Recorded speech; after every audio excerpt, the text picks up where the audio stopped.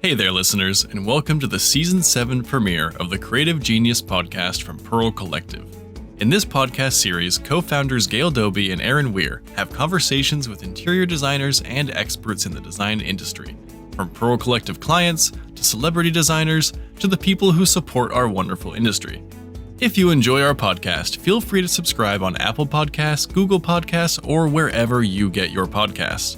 We also have 60 prior episodes you can listen to if you want full access to business and design insights. Change is never easy, but without change, there is no growth. Change tests us. It helps us to discover what we're really made of and to realize our untapped potential. In this episode of the podcast, Gail and Erin have an in-depth conversation with longtime designer and current Pearl Collective coach, Nancy Charbonneau. You'll learn all about Nancy's business story, what caused her to take the leap of faith, the challenges of being a business owner and a mom, and why Nancy decided to become a coach and give back to the industry.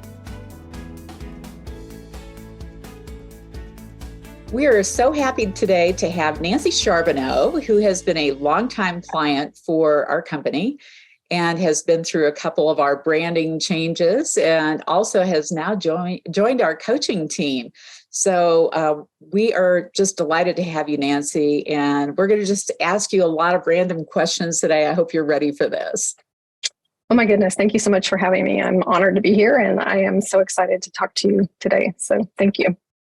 Well, great. Well, first of all, let's start off with where you started your business and how you got into interior design. I love that story. You've told me a couple of times, but our listeners do not know that story, so they'd love to hear it too.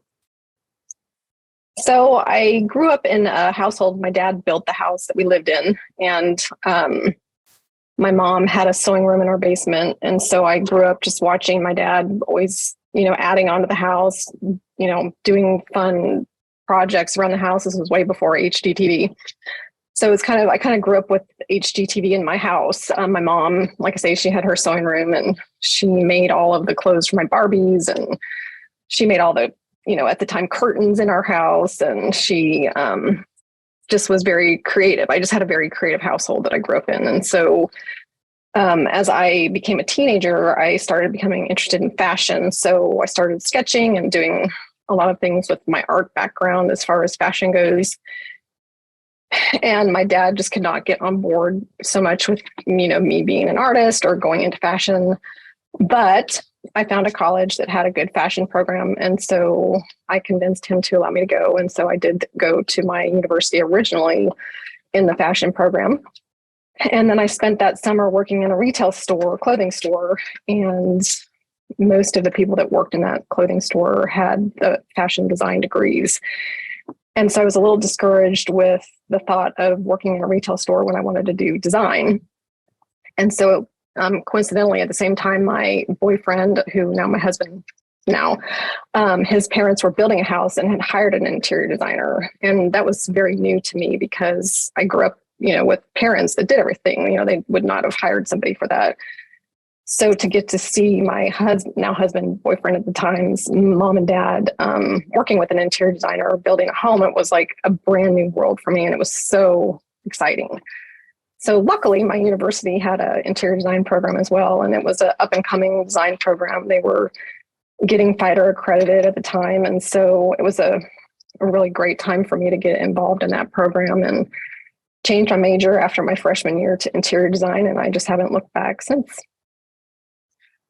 That's great. And through that whole process, you were in Atlanta, I believe, when you were back in the early days. And then you ended up in Houston. And so correct. You've been in Houston for a long time now. But let's talk about where you and I met and when you were starting to look at what you needed to do in your business. So talk about that a little bit. Yeah, so I actually started my business in Atlanta, and then my husband and I decided to have a child after we had been married for about 7 years, and I had my business, and so we had basements in Atlanta, and so I actually started my business with a workroom in my basement, a drapery workroom, because I love to sew. Of course, like I say, I grew up sewing, and so I would make the window treatments for my jobs in my basement in Atlanta. And before having children, it was easy to pull all-nighters, getting deadlines met. But once you have a child, that becomes a little difficult. So long story short, my husband decided to transfer with his job to Houston, and it was a huge life change. I was going to be a stay-at-home mom, and that lasted 6 months after we moved because I couldn't do it. Working for me makes me a better person, and so I just, saw, especially, after you have a baby, you can tend to be depressed and some of those things. And so I just saw after we moved and I wasn't working that was not for me to be the best person that I could be and to be the best mom that I could be. So jumped right in and restarted my business here in the Woodlands. That was 1999. And we actually started the business here with a retail store attached to it. So we kept the workroom concept and we still have it to this day. But we did start in 99 with the retail store, and we had that retail store open for 18 years. Well, let's talk about that part because I remember that very clearly, some of the conversations we had when you first started with us. So let's go back to maybe the beginning of how you began to work with me as a coach and what brought you to me and then what happened through the process. Yeah, so like I say, in 99, we started the retail store, and then it came along like 2012-ish, 2013. We had some amazing waves. I mean, as you know, this industry has roller coaster rides in it. And I just got to a point probably around 2015 where I'm like, why are we not more profitable? Like, why is there not more money in the bank after we worked so hard? Because at the time, my husband was working full time with me. It was both of us in the business. And I just felt like we were spinning our wheels. And so I actually signed up for your program with the notebooks, the first. Oh my goodness. Yeah, strategic business transformation. I remember that. Yes. So, yeah. wow. So, because back then it wasn't like there was all this information on the internet to find things. And so I had been kind of following you along the way. I think what year did you guys start that? 15 years ago, actually, March 8th. Yeah, but a strategic business transformation was probably, around maybe 2011. Yeah, 10. I think I probably was kind of following you from the beginning. Mm-hmm. I actually had been traveling to different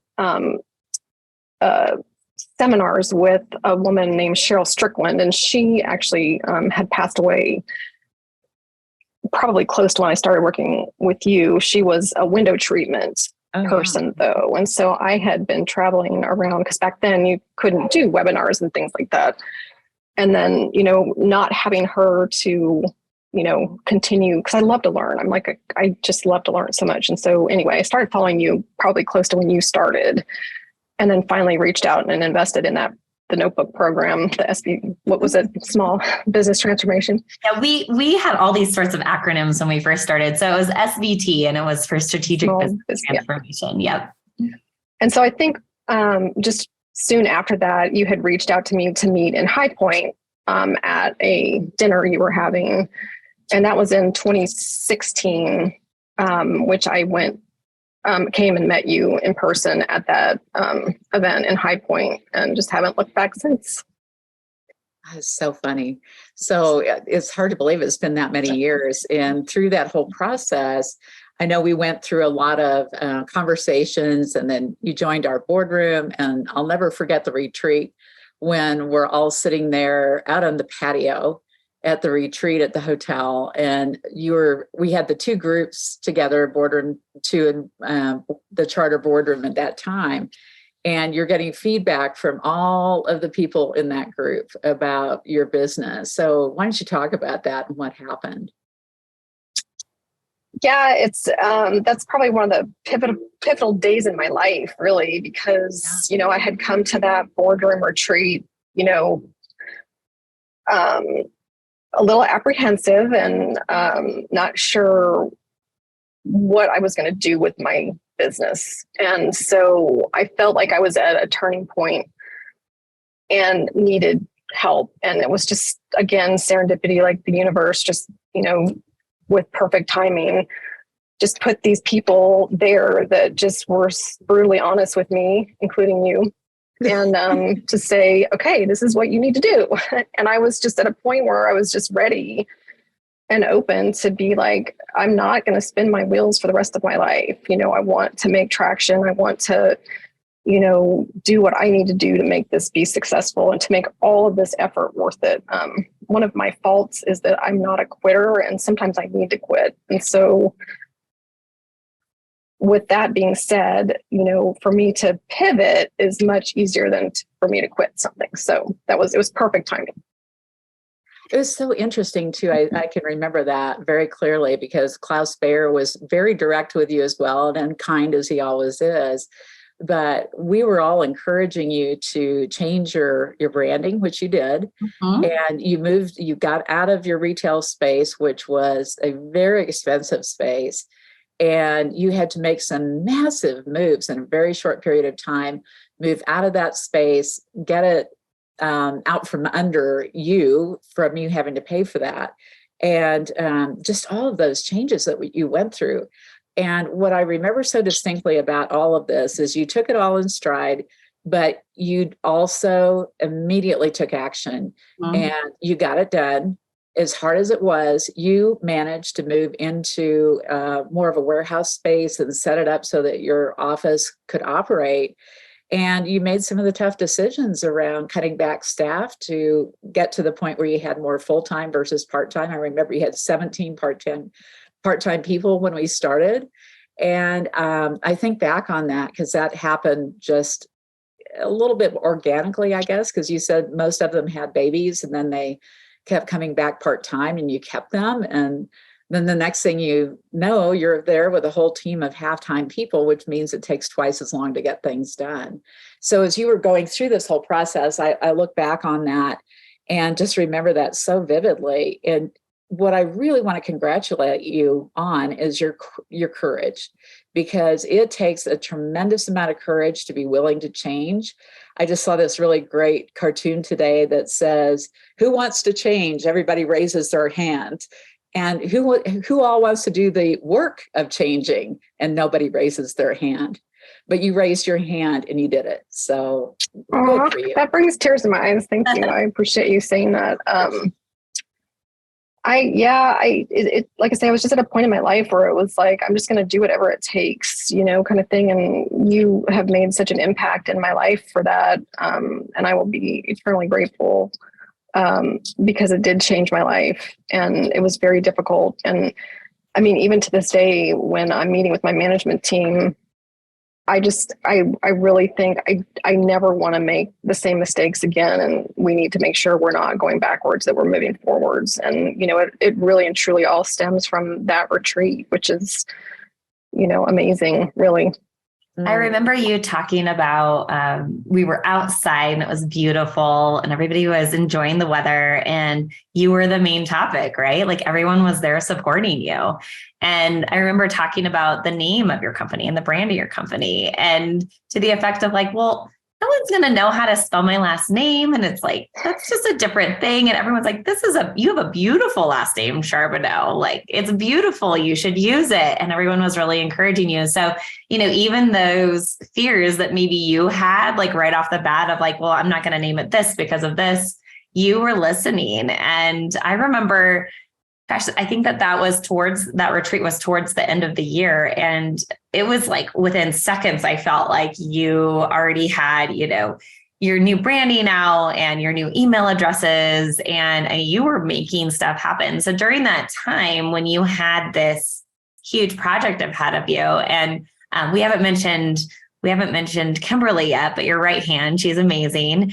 How did you guys come together and put together a plan to really execute quickly on that change in your business? I mean, the thing with Kimberly is she's literally like the yin to my yang as far as having an integrator goes. And she, you know, with that being said, of course, we're kind of like oil and water at the same time. I love it. but you know, just give her so much credit. She just always has been like, we're going to do what we need to do to make this work. And I think, she knew it was time for a change too. And just always has been my number one supporter, and let's get this done. Let's roll our sleeves up and get this done person, which is, such a blessing to have someone like that. And it was hard. And that's when I made the decision to bring her into boardroom with me, because after, having to really try to get her on board, because it was scary, right? It was really scary. To get her involved was integral to be able to move forward and to continue to make the changes that we need to make, because it's not easy. I mean, there's nothing that's easy. I mean, staying the way we were wasn't going to be easy either. So it was like, pick which path, And so, and I mean, honestly, when Klaus looked at me and he says, "You need to change your name to Charbonneau Interiors and do this." And I was like, he could have told me as I was like, "Yes, I'll do it. I will." Yes, sir. I'll do it. I mean, it was amazing, really. I mean, they were just amazing. It was, I'll never forget it. So yeah, that was a very memorable time.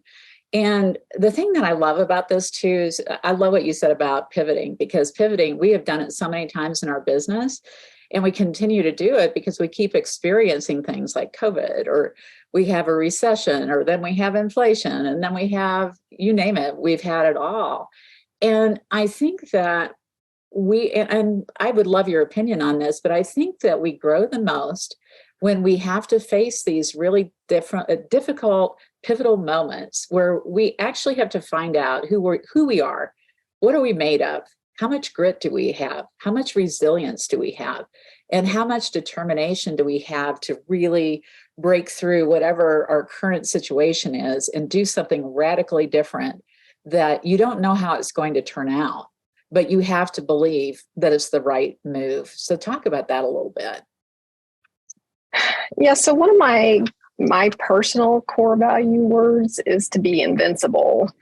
Love that. And being invincible doesn't mean that things aren't hard, right? Correct. And it doesn't mean that things aren't going to be easy either. And so being invincible to me is like, failure is not an option. Like, it's just not. I mean, that's what being invincible is to me. And it's, like I say, it's one of my personal core value words. And so, I like to look at my goals from the day that I'm dying, looking backwards, right? And so, I always, when I have to make big decisions, I'm like, okay, I'm in the last day of my life. I'm on my deathbed. Am I going to, what am I going to think about this? How has this decision impacted my life overall? And, at the time, it was a very stressful time with my husband, with our retail store and financially and all of these things. And it's like, I just, like I say, looking from my death backwards, it's like, I want to have a great relationship with my husband. I want to be a good mother to my children, and I want to be successful in business, but I don't want to compromise any of those one over the other. And so then it's just a matter of, okay, I got to put things in place to make that happen. And to do that, you have to be invincible, because you're going to have the good and the bad. Like, you are. Mm-hmm. So you just have to know that. And then take each day with stride. Yeah. And don't you think those pivotal moments are the times that you really grow the most in your life? Oh, gosh. Yes. And like, being humbled is so hurtful and ouchy, but man, it is so great when it's over. Yeah, absolutely. And one of the things, and I know I should, Erin, why don't you talk to her a little bit about being the working mom, because that's right. So you mentioned that your business, you had a lot of part-time employees in your business because they had children and come back part-time. And that happens. That's a real thing. But also, here you are starting a business when you have a baby, growing a business with a husband, and talk a little bit about maybe some of the things that you did to kind of survive those working mom moments, but also maybe what you would do a little bit differently now that you can look back and really learn from it. It's such an interesting topic, and I'm on the other side of it now because my husband and I became empty nesters 2-3 years ago. And so our life has changed dramatically since our youngest went off to college. And my oldest, she actually joined our team 2 years ago as our marketing and communications person. And it happened very organically. It was not planned, but just to be on the other side now of all of the hard times being a working mom and having a business and having young children, to me now, it's like I feel like I'm on the other side and I can look back and say, wow, if I could go back, I just would probably do things a little different as far as giving myself some grace during those years that it is such a juggle and is so hard, and the sleep deprivation and the guilt over spending your time with one or the other, the children or the business. It's such a very multitasking time in life. And, it's a huge challenge. It's a challenge in so many ways. And so, like I say, if I could go back and talk to myself as a young business owner, young mother, I would just, want to say, just give yourself grace, allow yourself restoration, which is, something that's very difficult to do because that's something that's not always our priority, but it's just a time in your life and it goes by so fast. So it's just something that I think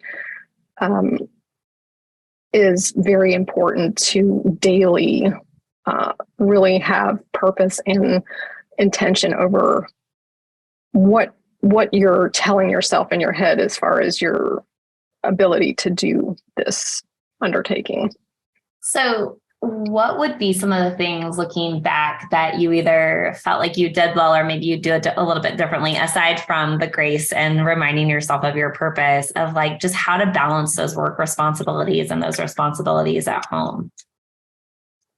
I think looking back, I always have had a big team, as you all know, probably bigger than it should be at sometimes. But I've always, before the book came out, Who Not How, I've always believed in that. And after reading that book, that is probably one of the best books you possibly can read as a young mom that owns a business. The Who Not How concept to me is amazing. I think what I did wrong was I tried to force the who's, and I had too much tolerance for the who's that probably maybe weren't the right who's.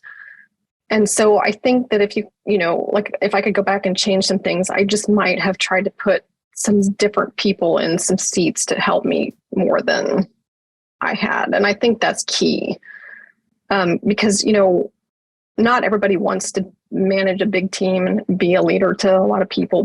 Mm-hmm. But I do think in order to run a successful business as a young working mom, you need people around you that can help you and that are dependable. Mm-hmm. I remember a lot of those conversations about some of the people that were on your team at that time, and they weren't dependable. And I remember how difficult it was because you had that emotional connection to people and that feeling of responsibility toward them. And I think that's one of the hardest things, is to have to make some tough decisions, because sometimes the people that got you to that particular point where you were aren't going to take you to the next level. And so you have to make some big decisions along the way. And it's hard because you do it's have so hard. Mm-hmm. It's the hardest thing for me. Having a heart for people is, one thing. And then, having to make tough business decisions is another. And I feel much different now than I did back then, obviously. And of course I've, gained a little wisdom getting older. But I do think that having really good people around you is so helpful in getting through some of these times in your life when you're juggling things like, having a young family. And I just think, again, you have to kind of have the perspective of, what do I want my life to look like, at the end of my life, and, maintaining some of those really important relationships and things that are outside of your business are very important too. And so I think when it comes time to making tough decisions with hiring people to help you, I think that it's critical. So what are some of the ways that you made time, like make time for yourself, both as a business owner now with Empty Nesters, but also as you were building your business and you had two young, adorable girls at home? Well, again, I think you have to have your core value, personal core values that guide your decisions, right? And so like for me, along with those core values are the things that give you confidence, right? And so when you're a young mom, it's like you're so worried about your children. Oftentimes you're not worried about thinking about the decisions you make for yourself that are going to help you have confidence. But like confidence is key to life, right? Because if you're not feeling confident, you're not going to be able to go do in the world what you're here to do, right? Because you're going to not feel good about it. So one of the things for me feeling confident is I have to be physically fit to feel confident. And so that's just one of my core values. So even when my children were young, I made the time to try to continue taking care of my body, just because for me, it was a core value that if I don't feel good about myself physically, I'm not going to be able to do anything. And so it's just making those really tough boundaries over things that are going to impact your life and that are non-negotiable. Like it's just a non-negotiable for me, because it's like if I don't eat right, work out daily, I don't feel good, and I can't go out and do anything if I don't feel good. So I have to put the boundaries around that. And I did it even when my kids were young. And I mean, I'm glad I did, because it's very difficult to give up a lot of those things during the years you're raising children. And then all of a sudden they leave, and then you're like, oh, now what am I going to do? So. Yeah. So what are some of the things that you're able to explore or bring back into your life now that you have a little bit more time? Well, it's so fun. I have some friends that are in our same situation. They're so depressed. I'm like, oh my gosh, this is so fun.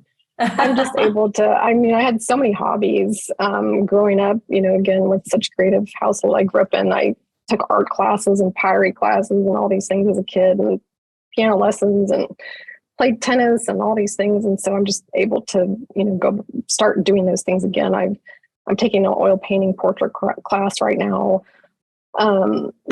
Just got back into doing some things like working in my yard and gardening. And I have, probably upwards of 50 houseplants now in my house that, oh my gosh, I just love, because I now can tend to those, and I now have, and I have a new 50 kitten. green children. Yeah. And I talk to them and they are so responsive. And like I said, I just got a new kitten because I love cats. And I just feel like it's just such a fun time, because I feel like I'm able to, not feel guilty about spending time on my passions. So that's great. And I would also give you some kudos. The fact that your oldest daughter is working in the business with you, and it says a lot, because she saw you set an example for her. So all those times when you felt guilty about putting time into work, she was getting the work ethic from you, and she was seeing what it means to be a successful person, not just a business owner. So look at the good side of what happened from that. And if you'd been the stay-at-home mom, you wouldn't have set that example. You wouldn't have this opportunity to work together and explore the mother-daughter relationship in more of a business environment. Yeah, and that means the world to me. I never imagined that my children would even want to be a part of the business. And my younger daughter probably won't, which is great, because she wants to travel and do, some things probably more aligned with what my husband's passions are with being a pilot.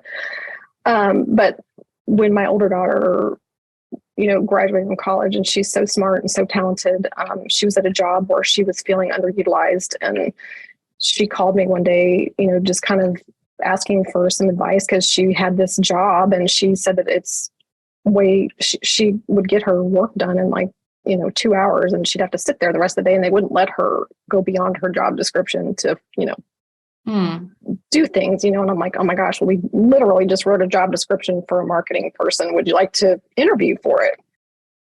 I said, it will not be interviewing with me. You'll have to interview with the management team. And, we are interviewing other people. So would you be interested? And she was like, let me think about it, And so then she's like, oh, yes, I would like to interview for this job. And so it was, and I've never been her supervisor. She has a supervisor, but she now is on our management team, which is super exciting. And she, we've had some conversations, and she would like to be a part of the company and maybe someday, step in if I want to retire, which is so exciting. It is. Yeah. So, I mean, things can change, of course, but it's just been an amazing journey, and one I just never would have imagined. But I mean, both my kids honestly have told me, like, Mom, we're so glad that you worked and were a professional working mom and not a mom that's been, just sitting home and depressed and not taking care of herself. And so, I do think that hearing that after all those tough years is definitely makes it all worthwhile. So. Well, I know that your daughter just got married and she's a part of the business, which is very exciting. Not to assume that she's going to have kids, but sometimes that happens when you're young and you want to, Yes. That's part of your goal. You mentioned that you and your husband waited 7 years, but do you feel like there are any in your culture of your company? Do you think that there's anything that will maybe slightly change a little bit so that you can foster her work and being a young mom whenever that happens, whether it's in 6 months or it's in 6 years? Yeah, it'll be interesting to see. She does not live here. She lives about 3 hours away. So we're not in the same city. Mm-hmm. So I think it just depends logistically. And they're a young couple and they're interested in possibly, and because she works remotely. I have a couple people on my team that work remotely. And so I think logistically will depend, what that shakes out to be. But she does understand the concept of, when they decide to start a family, that she would like to be able to have the ability to have hired help should she choose that path. So it's great. It'll be definitely a interesting journey for sure, and fun. Well, going back to just having a support system, whether it's going through, like a VIP experience with Gail, so you can really be supported in a plan for your business, or it's being a part of a community like the boardroom and having those supporters. Another way of support is having a coach. And you have come on as a coach for Pearl Collective.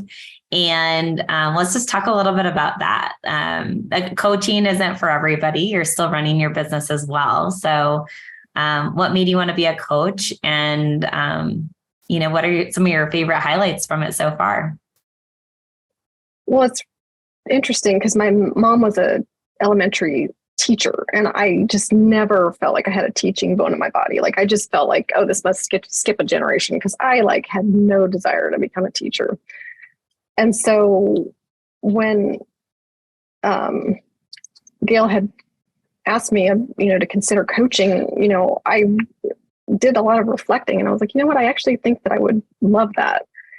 And so I guess it's been about a year now that I've been coaching, maybe a little over a year. It's not longer. I think it's close to 2. Yeah. Is it close to 2? Yeah, I think so. I absolutely love it.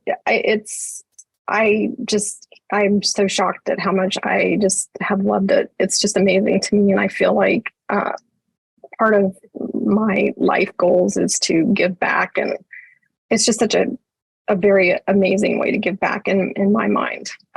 You have obviously helped me so much, and I couldn't have done it without you. And I just feel like coaching gives me the ability to return that favor. And then also I think that this industry is very hard. I think that it requires coaching, to be honest with you. I just can't imagine having done it without you and without having coaching and having support along the way. And the relationships I've made with, fellow boardroom members and even now, having my coaching clients, it's just so amazing to have that support system. And coaching to me just has made, I feel like it's made me better at what I do in a weird way, because I can have the relationships with my coaching clients. I can go be with my team and then feel like, I'm empowering people on both sides. Mm-hmm. And then, like I say, making a difference, which is important to me. So, well, your clients love you, and you've really helped a lot of them grow. And I think that one of the things that, I don't know about you, I've been doing coaching now for a long time, and I never thought of myself as a teacher either. And I had teachers in my background as well. And all of a sudden you realize that you have a purpose, and your purpose is to give back. Your purpose is to help other people to grow and be successful. And that's a gift in itself. And so to me, the way you really learn what you really need to learn is that you actually teach it. So you're a better business person as a result of being a coach, because then all those lessons maybe you heard from me or other people on the team, all of a sudden those become real. You're starting to teach them to others, and then you really own those, which makes such a huge difference. Don't you think? I do. I think it's amazing. It's truly amazing. I just think that also just being able to have, like I say, that support system to be like, you're not alone in this. Like, I've been through this too.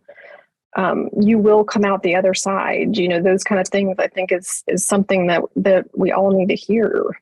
And I think, like I say, I think interior design is one of the most difficult businesses to be a business owner in. It's just so difficult because we obviously we have so much coming at us, and, we're all trying to have our true voice, our voice, but then it's like, then we have to conform to, oh, we want to have all these Instagram followers, so we have to do something to get these followers. And we have to have these, amazing photo shoots and all of these things that put so much pressure on, the outcomes of what you do. And just having all of that stress and trying to be a leader to a team and trying to keep work in the pipeline and trying to have good cash flow and have your financials up to date, and all of these things it's just a lot. And so I think having a support system like a coach is just such a blessing, and I'm just so thankful to be able to be a part of that. Well, we're glad to have you on the team. It has made a huge difference, and I think for our clients, that's part of our way of doing things. We feel like we have an ecosystem. Once people have been in our program for enough years and they understand what we're teaching, then they can teach it, and then it continues to cycle, because we know that our clients are the best ones to coach on the topics that we teach. So thank you for that. Oh, well, thank you for having me. I love it. Of course. I want to switch gears just for a second, and this is to talk a little bit about the fact that your business was successful enough to allow your husband to make a career shift. And we have had a few clients that have been able to do that. And I think that must feel really good, and good for your husband, for him being in a position where he can let you be that strong person so that he can go do something that he really, truly loves. Talk about that a little bit. Yeah. So, like I was saying earlier, my husband worked with me for about 10 years in our business, and he's always wanted to be a pilot. When we first got married, he went to flight school. We just never, it takes a lot of, it takes about 2 years of either, just going through a program to just get all these hours you have to get of flight time, or you go into the military, or it just takes time. And so, after we got married and he went to flight school, he just got the opportunity to go into a job with his brother's company. And the salary was so great. And it was like, back then we were young. And so we went the money route instead of the passion route for him, because we were young and wanted to get a house and all of these things. And so then we had kids. And so anyway, he put his passions to the side to, support our family, and then leave his job to come help me with the business. And I feel like he completely dropped his passions for 10 years to help me with this interior design company. And so when he went back to his job, he just wasn't just himself and wasn't super happy. And so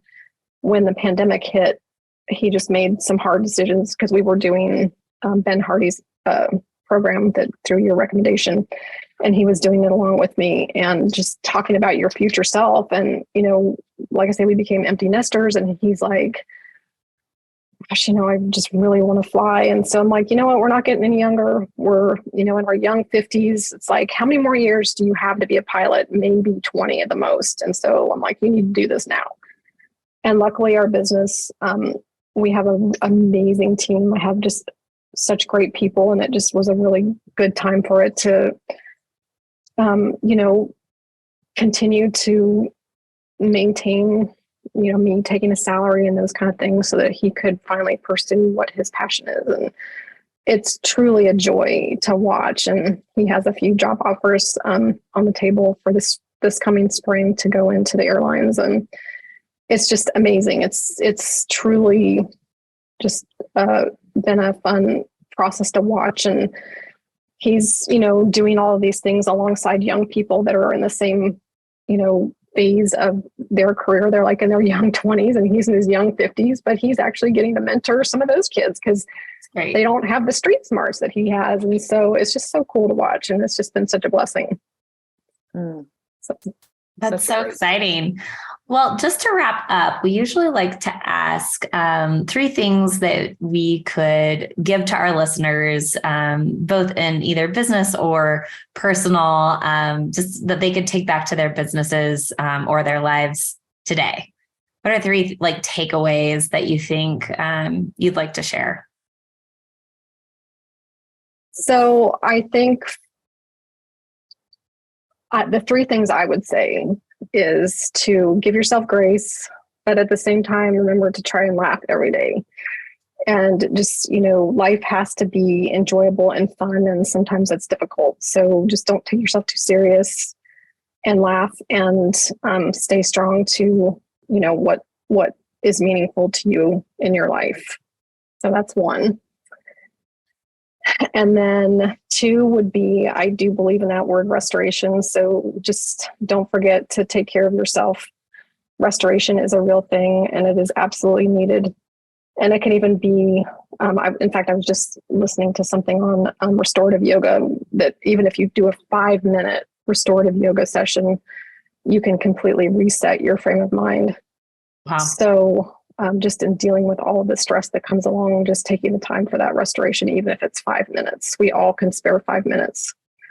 I always look at it like it's a song, when it comes to even working out, it's like, do you have time to listen to 2 songs? Then you have time to work out. And it's the same thing with restoration, taking the time, for 2 songs to restore yourself is so worth the time. And then 3rd would probably be to really emphasize the quality of the who's that are helping you, and really having your A team in place, and not having the fear and anxiety over letting go of people that may not be the A team player. If that makes sense. Well, thank you, Nancy. We so appreciate you being here. Looking forward to seeing you this spring live. We're excited to see you in Denver here in a few months. And so excited. Yes. Well, thank you so much. And excited to see what the next 10 years is for you.